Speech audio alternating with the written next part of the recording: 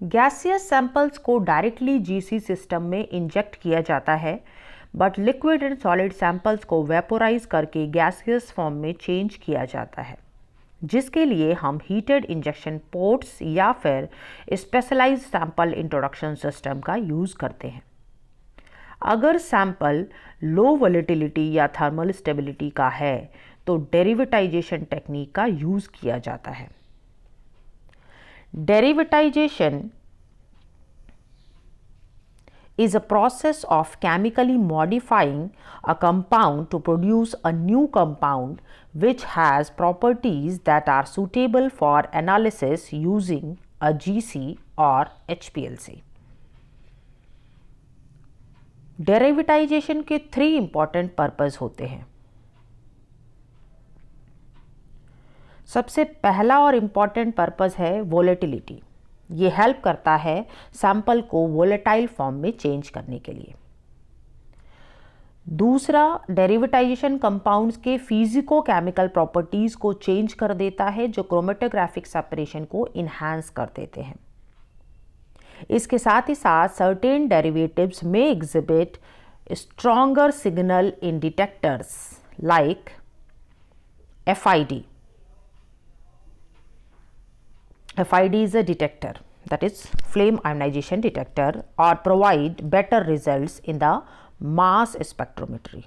Mass is also a detector. Derivatization is often used for amino acid analysis and for the compounds with the polar functional groups. Now coming to the types of the derivatization technique, the first is the esterification. Esterification is used to prepare derivatives of carboxyl group, and the examples of drugs include prostaglandins, analgesics, amino acids and anti-inflammatory agents. Carboxyl group को ester group में change करने से volatility increase हो जाती है because of the decrease of hydrogen bonding.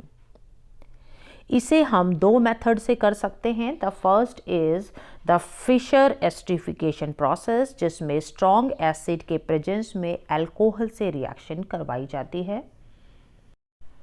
Reaction की बात करें तो एग्जाम्पल में हम देख सकते हैं, यहाँ पर एमिनो एसिड का एस्टरिफिकेशन कराया जा रहा है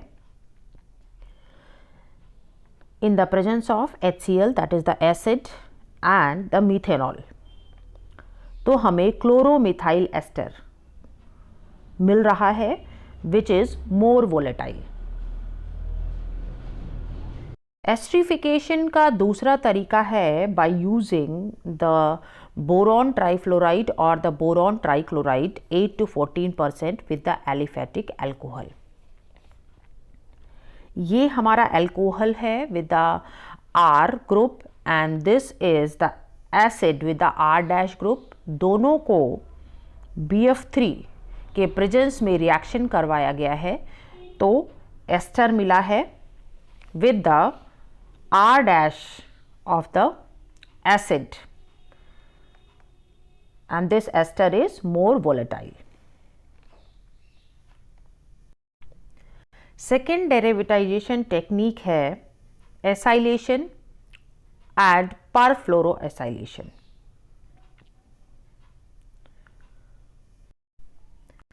जब हमारे पास कोई ऐसा सैंपल है जिसमें फिनॉल, प्राइमरी और सेकेंडरी अल्कोहल या एमीन प्रेजेंट हैं, तो डेरिवेटाइजेशन के लिए हम एसाइलेशन का फ्रीक्वेंटली यूज़ करते हैं। इस रिएक्शन को कराने के लिए हम एसिटिक एनहाइड्राइड का यूज़ करते हैं in the presence of catalyst like acetic acid, paratoluene sulphonic acid, pyridine. वैसे तो एसाइलेशन से जीसी कैरेक्टरिस्टिक इम्प्रूव हो जाते हैं, बट और अच्छी कैरेक्टरिस्टिक के लिए लाइक डिटेक्टर पर स्ट्रॉन्गर सिग्नल के लिए हम trifluoroacetates that is TFA, pentafluoropropionates that is PFP और heptafluorobutyrates that is HFB are currently used to increase the sensitivity of analysis. Reaction की बात करें तो यहाँ पर phenol in the presence of acetic anhydride and pyridine produces phenyl acetate.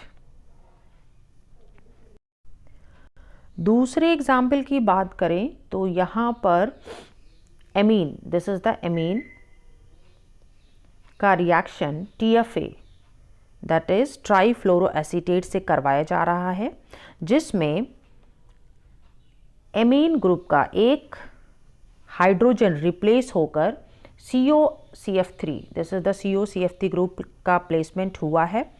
In the second step there is the formation of N trifluoro acetomethyl ester, जिसमें trifluoroacetic acid, this is the trifluoroacetic acid की presence में COOCF3,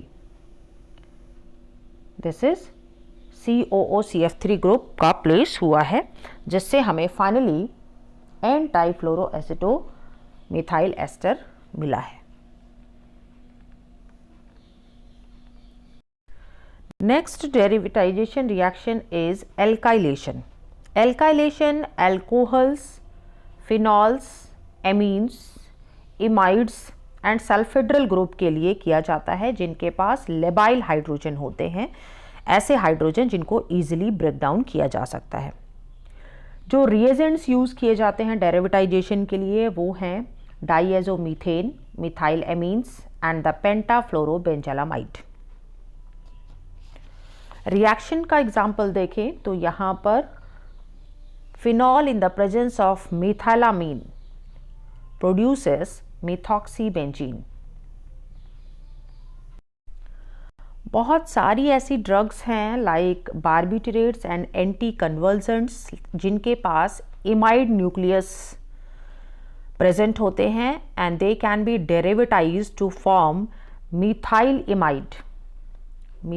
imide by using dimethyl sulfate.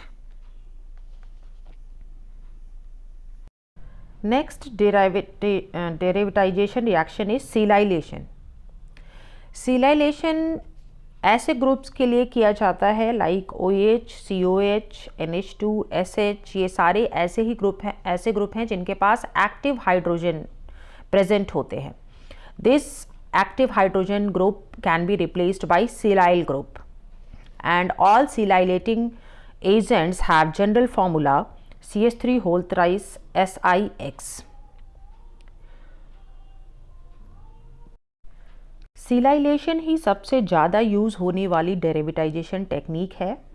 Example की बात करें तो यहाँ पर जो अल्कोहल है, दिस इज़ द अल्कोहल जिसका रिएक्शन करवाया जा रहा है ट्राईमिथाइल क्लोरोसिलेन ग्रुप से, this is the trimethyl chlorosilane से करवाया जा रहा है reaction and we are getting trimethyl silyl ether, जिसमें अल्कोहल का जो हाइड्रोजन है, this hydrogen is replaced by the SiCH3 group. दिस SiCH3 ग्रुप डायरेक्टली ऐड हो गया है यहाँ पर अल्कोहल में। सिलाइलेशन के लिए हम बहुत सारे रिएक्टिव एजेंट्स को यूज़ कर सकते हैं, जिसमें यहाँ पर मोस्ट रिएक्टिव रिएजेंट्स टॉप पर हैं और लीस्ट रिएक्टिव बॉटम पे है, जिसमें हम TMSIM that is trimethyl silyl imidazole को, BSTFA दैट इज़ NO बिस ट्राईमिथाइल सिलाइल ट्राईफ्लोरोएसिटामाइड को यूज़ कर सकते हैं जो सबसे ज़्यादा रिएक्टिव हैं। इसके अलावा trimethyl chlorosilane TMCS and hexamethyl disilazane ये भी यूज़ किए जाते हैं but they are less reactive. Next reaction is the condensation reaction. अगर सैंपल में कीटोन या एल्डिहाइड ग्रुप प्रेजेंट है तो इसे फ्रीक्वेंटली डेरिवेटाइज किया जाता है to prevent the hydrogen bonding due to enolization, to aid in the resolution from an interfering substance और to increase the sensitivity of the detection. Steroids में enolisable keto group को protect करने के लिए मिथॉक्सिलामीन का यूज़ किया जाता है। और कुछ इस तरह की रिएक्शन होती है जिसमें वाटर का रिमूवल हो जाता है, this is the removal of H2O, और दोनों ही ग्रुप कंडेंस हो जाते हैं। यहाँ पर वाटर के रिमूवल के बाद ये हमें कंडेंस ग्रुप मिला है।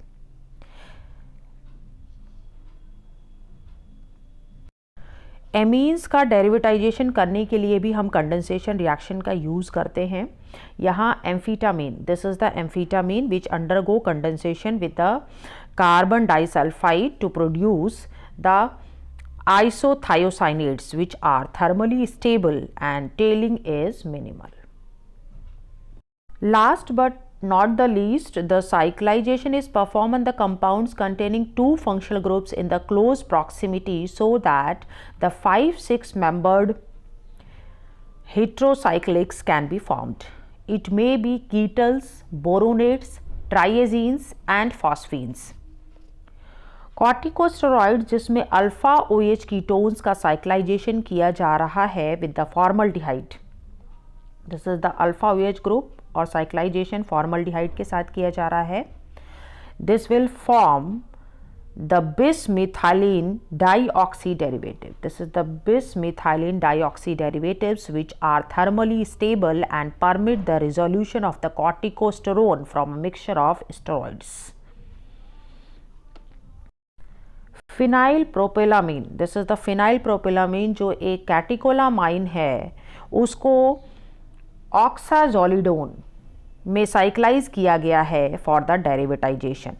यहाँ पर हम देख पा रहे हैं कि जो फिनाइल प्रोपेलामीन है वो एक ओपन स्ट्रक्चर है, बट जबकि ऑक्साजोलिडीन जो है वो एक साइक्लिक स्ट्रक्चर है जो GC में इसके परफॉर्मेंस को बढ़ा देता है।